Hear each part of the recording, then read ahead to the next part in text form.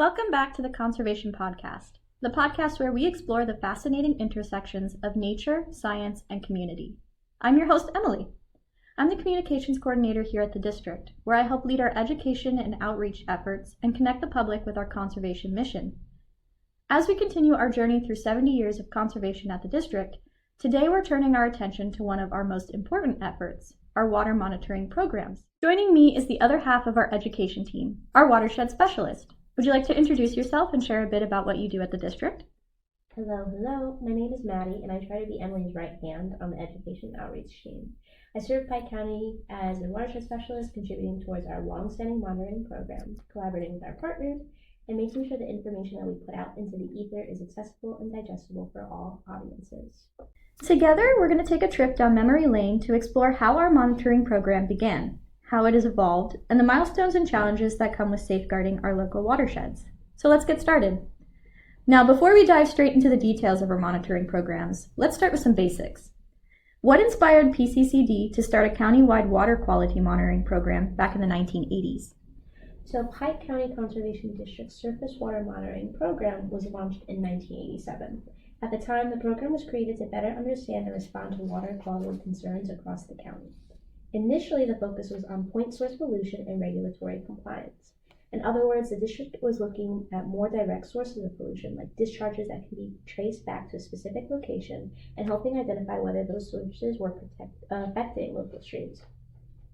What makes it especially meaningful is that this has become one of the earlier conservation district monitoring efforts in Pennsylvania. So even back in the 1980s, Pike County was taking a proactive approach to understanding and protecting its water resources.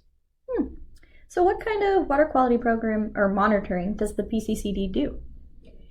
Here we focus on two main types of water quality monitoring: surface water monitoring and groundwater monitoring. Surface water monitoring focuses on our streams and our waterways. That includes looking at water chemistry, stream habitat, macroinvertebrates, and fish communities to understand the overall health of the stream. Groundwater monitoring looks at the water below ground, which is especially important in Pike County because groundwater supplies drinking water for homes, businesses, and communities. Each type of monitoring tells us something different, but together they help us understand how water moves through the county and how our water resources are changing over time. So Pike County is considered an important area for water conservation in Pennsylvania. Why is that? So in Pennsylvania, we are one of the most water-rich states in the country, with more than 85,000 miles of streams and rivers flowing across the Commonwealth. Pike County alone contributes nearly 1,000 miles of waterways to that larger network. Another main reason is our location. All of Pike County lies within the Upper Delaware River Basin, which is also part of one of the most ecologically and culturally significant watersheds in the eastern United States. The larger Delaware River watershed spans about 13,000 miles across Pennsylvania, New York, New Jersey, and the Delaware. The watershed also supports millions of people. Around 13 million people rely on the Delaware River and its watersheds for clean water, including water used for drinking, agriculture, industry, recreation, and wildlife habitat. So when we're talking about protecting water in Pike County, we're not just talking about our local streams in our backyard. We're also talking about our connection to a much larger watershed system that supports communities far beyond county lines. Now, you mentioned that Pike County alone contributes nearly 1,000 miles of waterways to a larger network. So what makes our streams so unique compared to other regions? So one thing that makes Pike County really special is the overall quality of our streams. So according to PADEP's 2026 Integrated Water Quality Report, lots of words, only about 23.4% of our streams are considered impaired. So that's 23.4 miles of our streams. So compared to many other areas in Pennsylvania, that is something that we are very fortunate to have. And we also sit on this interesting balance between recreational use and domestic use. Our streams, lakes, wetlands, and groundwater supports fishing, boating, hiking, wildlife watching, tourism, everything that you can basically name, especially drinking water. And then our environment also plays a really big role. So in Pike County, groundwater is actually stored in what's considered fractured bedrock and glacial deposits. Fractured bedrock is solid rock underground with cracks and openings where water can collect and move, and then the glacial deposits are layers of sand, gravel, and other loose materials left behind by glaciers thousands of years ago. These deposits can also hold and move water. So together, all of these features are helping supplying water to our homes, our streams, our wetlands, and natural systems, so our resources are connected above and below ground, which makes protecting them especially important. You mentioned earlier that one of the ways PCCD monitors water quality is through surface water monitoring. So let's dive into that a little bit. Can you explain what the surface water monitoring is? Yeah. So the surface water monitoring is basically how we check in on the health of our streams, our rivers, and our waterways. At Pike County Conservation District, we look at a combination of things, including water chemistry, the physical habitat, macroinvertebrates, and fish species. So instead of asking, what does the water look like today? We're also asking, what is the stream telling us over time? That helps us understand whether a stream is staying healthy, if it's showing signs of stress, or changing because of things happening across the watershed. How do you decide which streams or sites get monitored each year? So previously, we used a rotating system across our sub-watersheds. So this was potential stream sites that were planned out for sampling up until 2030. So that system helped spread our monitoring across the county over time. But now we're kind of shifting towards a more watershed-based approach. Instead of jumping between smaller areas each year, we're focusing on sites within one larger watershed at a time. This gives us a better picture of what is happening directly across the whole watershed and helps us connect the data more directly to the communities living there. It also gives us time to revisit parts of the county that may have only had one or two monitoring sites in the past, or places where older sites were discontinued. We can look at what data already exists, where there may be gaps, and whether or not we need to adjust or add sites to better represent the watershed. Now, I've helped you during some sampling, so I kind of have an idea. But for those of you who don't know, what happens typically? What's a day of sampling look like? Yeah, a big help also to our communications coordinator and the technical staff that help us when we do these sampling days. But a typical stream sampling day kind of starts with making sure we all have our field equipment ready, calibrated, and organized. And once we arrive at the stream, we document the site conditions, weather, flow, or anything unusual we might notice, like erosion, algae, odors, recent disturbance, the usual. And then we go into water chemistry, where we use a handheld meter to measure things like temperature, the pH, dissolved oxygen, total dissolved solids, everything that you'd see in your chemistry class. And then we usually take measurements or readings of alkalinity as well, using a separate field titration kit. Then we complete what's known as a habitat assessment. So habitat assessments look at things like stream bank stability, the bottom material, shading, sediment buildup, and whether the stream has good ripples, runs, and pools. And then depending on the season, we then collect macroinvertebrates or conduct fish sampling. For the spring, we focus mainly on our macroinvertebrates. That's what we finished quite recently, actually. Yeah. And then we work with a taxonomist who identifies and quantifies all the bugs that we collect per site.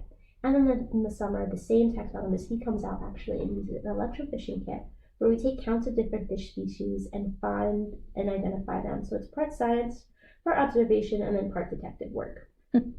So how do biological assessments differ from traditional water chemistry testing? So water chemistry is like taking a snapshot. It tells us what conditions are like at that exact moment.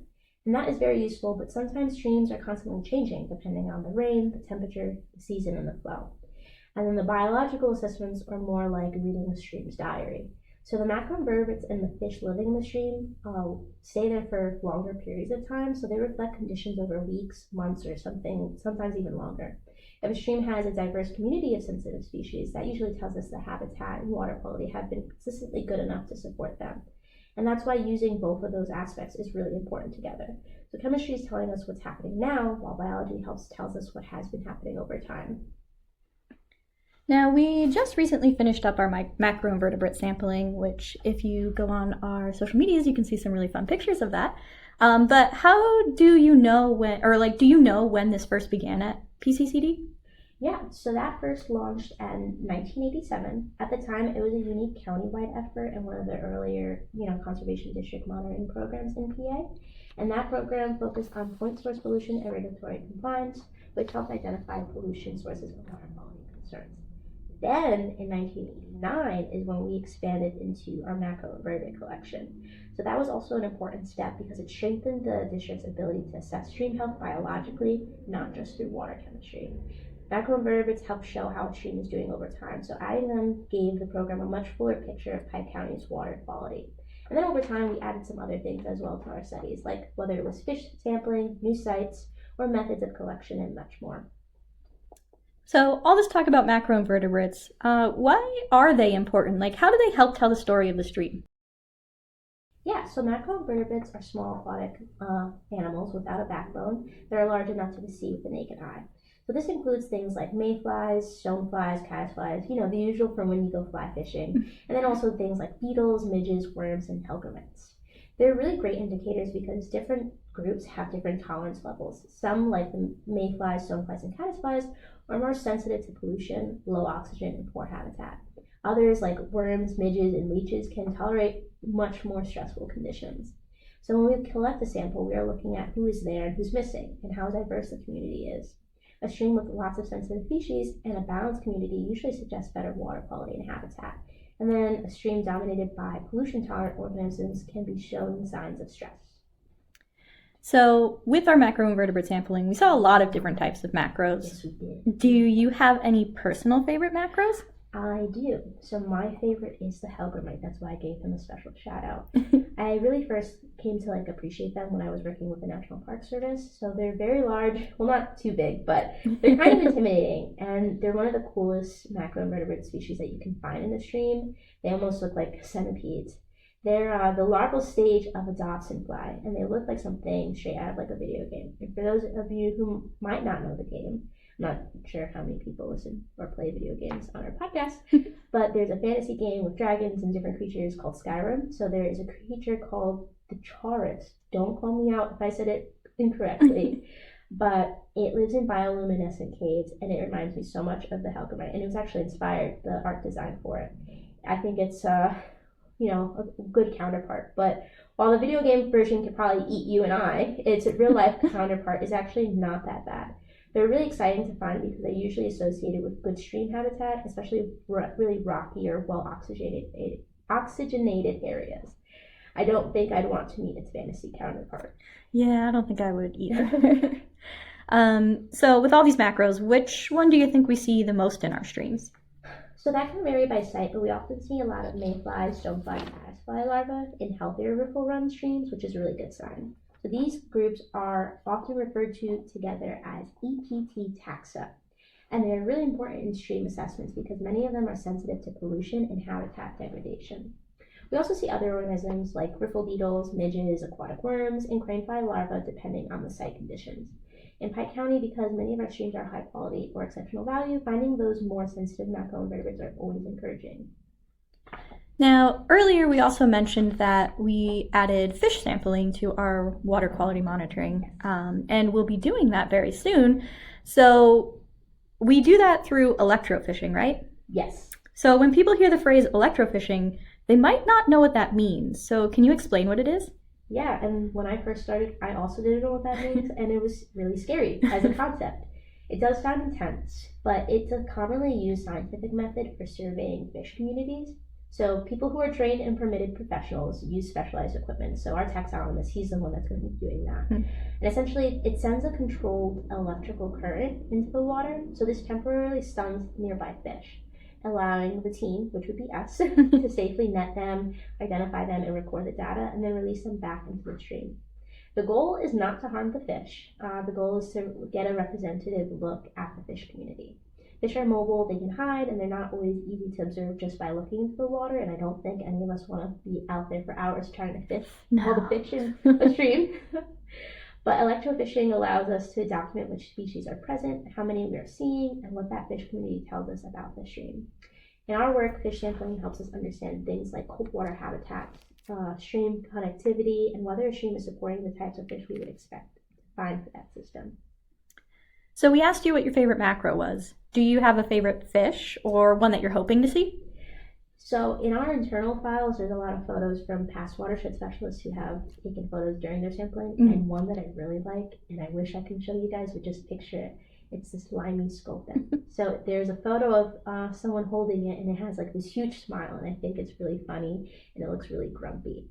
So this fish species in particular, they spend a lot of time near the stream bottom and are really neat because they're ambush predators. So they mostly feed on microcrustaceans and aquatic insects, although they'll also eat small fish, or including each other, worms, or even crayfish. The slimy sculpins are especially interesting because they're often associated with that cold, clean, well-oxygenated stream, like I mentioned before. So they're kind of cute, but they also tell us something meaningful about our habitat and water quality. So can you give me some examples of fish populations or aquatic insects that are considered reliable indicators of water quality? Yeah, so for macros, I mentioned this kind of before, but our strongest indicators are mayflies, stoneflies, and caddisflies. Many species in those groups are sensitive to pollution, sediment, and warmer water, so a diverse EPT community, like I mentioned, is usually a really good sign. Stoneflies in particular are often associated with clean, cold, well-oxygenated water. So some mayflies and caddisflies can also be strong indicators of good stream conditions, especially when we see a variety of them rather than just looking at one or two types. But we're always really excited to see stoneflies considering Stony. Shout out to Stony. Shout out to Stony. For fish, brook trout are classic cold water indicator species. They need cold, clean, and oxygen-rich water and good habitat. Again, the slimy sculpin, another really good example because they're also found in those cold, clean streams with good bottom habitats. On the other hand, if a stream is dominated mostly by more tolerant species, that can suggest warmer temperatures, a poor habitat, or other stressors. The big takeaway is that no single organism tells the whole story, but when we look at the full community of insects, fish, chemistry, and the habitat, we can get a much clearer picture of stream health. Well, surface water monitoring is definitely fascinating, but you had also mentioned that we do groundwater monitoring, so let's talk a little bit about that. So first off, what is groundwater monitoring and why is it important? Yeah, so groundwater monitoring is how we track changes in the water beneath our feet. In Pike County, groundwater is especially important because it is our drinking water source. So 97% of people in Pike County rely on groundwater use. Most residents use those private wells, so understanding how groundwater levels change over time helps us understand drought conditions, seasonal recharge, and how water use or landscape changes may affect our aquifers. Unlike a stream or a lake that we can see, groundwater is hidden underground, and no, they're not like giant caves and rivers under our feet. But monitoring gives us a way to check in on that resource and look for long-term patterns. It helps us answer questions like, are water levels dropping? Are they recovering after rain or storm melt? Are certain areas more sensitive during times of drought? That information is really valuable for planning, conservation, and public awareness. So how do you go about collecting that data, and what do you do with it? Yeah, so each month, district staff visit our monitoring wells across the county to measure the depth of water. So that tells us how far below the ground surface the water table is at that location. At each site, we're going to locate and access the well casing and then lower a water level indicator into the well. When that probe contacts water, it gives us a signal, a very loud one, and we record that depth. We usually take multiple measurements to confirm the accuracy, and then we sanitize the equipment before moving on to the next site. Each well is measured from a fixed reference point so the data stays consistent, and that consistency is what allows scientists to compare water levels across months, seasons, and years, and detect even smaller changes in groundwater levels. A full monitoring run usually takes 1 or 2 days since the wells are spread across the county, and after that data is collected, it's actually entered into the Pennsylvania Groundwater Watch web tool. So this tool helps improve access to groundwater level data from USGS active groundwater monitoring sites across several counties, including Pike County. Water levels are measured approximately once per month to help monitor local pumping effects and changes related to drought conditions. Yeah, I've also gone with you to some of the well runs, and it's... We're 2 peas in a pod. It's not always easy, so what is the hardest part of checking the wells? Sometimes it's the equipment itself. So the instrument we use can get trapped or tangled in the well casing, so getting it back out can be a bit of a hassle, and sometimes I'm just kind of standing there trying to pull it out. And then there are also times where, we might not get a measurement. I mean, that doesn't necessarily mean that the well is completely dry, but sometimes the water level is just too low for us to reach or measure with the equipment we're using. So part of the job is troubleshooting, being patient, and making sure we are recording accurate information rather than forcing a measurement that might not be reliable. Have you had any surprises while checking the wells? Yes, and one of them was a very tiny but very angry surprise.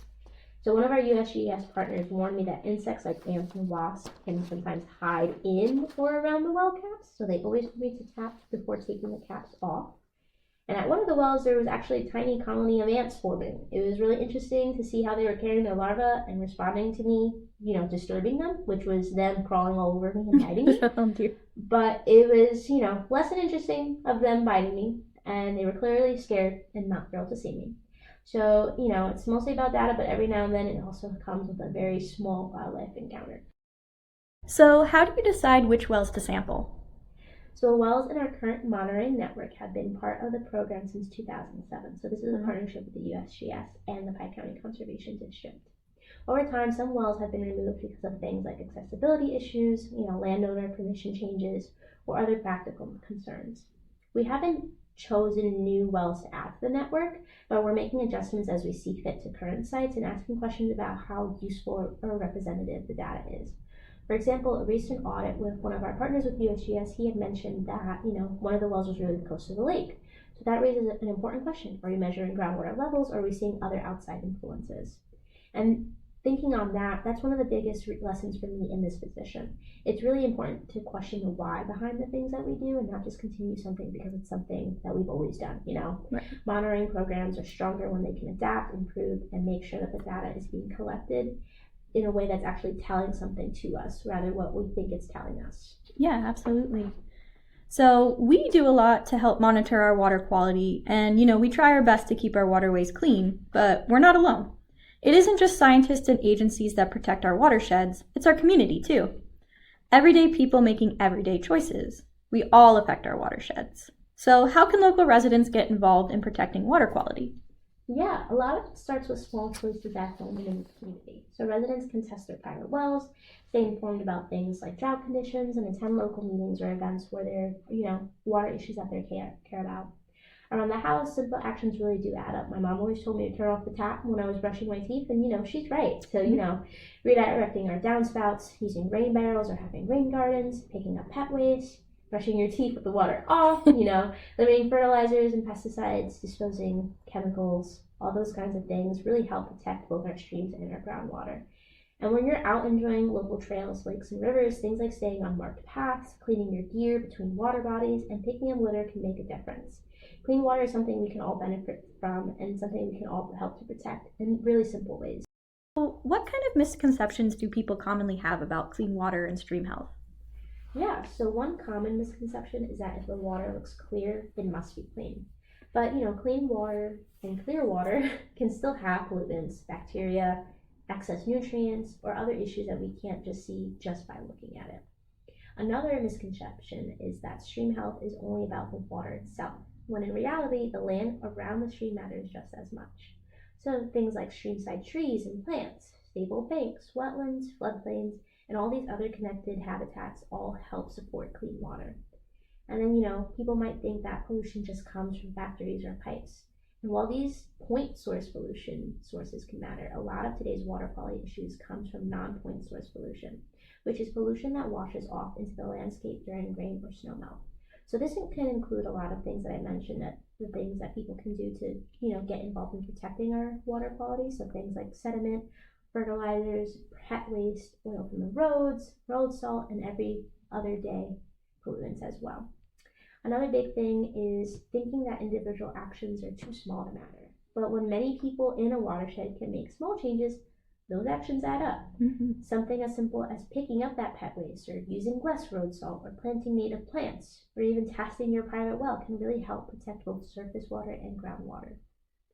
All right, so we know that, water quality is important and clean water is important, but, how exactly does water quality impact our local communities, our recreation, or even tourism? Yeah, so healthy water quality has a huge impact, especially within our county, because water is tied to so much of daily life here. For, the people that live here, clean water is not just something scenic or recreational. It's directly connected to our drinking water, our property, our public health, the wildlife, and our quality of life. Many Pike County residents rely on private wells. Remember, I said 97% of us we have a private well, which means, protecting our groundwater is especially important. What happens on the land can eventually end up affecting the water that happens, or is below. So protecting our forests, our wetlands, our streams, and those recharge areas helps protect the drinking water for local families, schools, businesses, and the communities that depend on them. These streams and wetlands also help reduce flooding, filter runoff, and support wildlife habitat. That matters for residents because these natural systems help protect roads, homes, and neighborhoods during storms. When streams have stable banks connected to floodplains and healthy vegetation along the water, they are much better able to, handle heavy rain and reduce erosion. And, it also helps play a major role in recreation and tourism. which is something that's really big in our identity and the local economy. A lot of people come here to fish, boat, kayak, hike, camp, swim, etc., and enjoy places like the Delaware River and our lakes and our forested landscapes. And those same resources are also enjoyed by the people who live here year-round. So when our water resources are healthy, those experiences are definitely better. Streams can support cold water fish like brook trout, lakes and rivers are more enjoyable for boating and paddling, and those natural areas remain places where residents and visitors want to spend their time. But when water quality declines, it can affect all of that. Warmer water can stress cold water fish. Droughts can make boating or paddling more difficult. Poor water quality can reduce fishing opportunities, harm our aquatic life, and make outdoor spaces less enjoyable. So protecting water quality is not just an environmental issue, it's also connected to our public health, our local recreation, tourism, protecting our property, our drinking water, and the overall character of Pike County. Clean water is one of the reasons people live here, visit here, and keep coming back. Well, thank you so much for sitting in with me and answering all those questions. Those are all I have today, so you're off the hook now. No more talking. But yeah, so thanks so much for sitting down with me and talking about our water monitoring programs and also giving a little insight onto what the community can do to help with our water quality. Do you have any last words you want to say? I know you said a lot, but... Enjoy and protect where you live for years to come. If you enjoyed this episode, don't forget to share it with your fellow eco-curious friends. All our episodes are available on our website, pikeconservation.org, as well as on Spotify and YouTube. To stay in touch with us and to find out more about our upcoming events, newly released podcast episodes, and tips and tricks for conservation at home, follow us on Facebook, Instagram, and YouTube. And be sure to sign up for our monthly e-newsletter, which you can find the sign-up link for at the bottom of our website. Thanks for listening.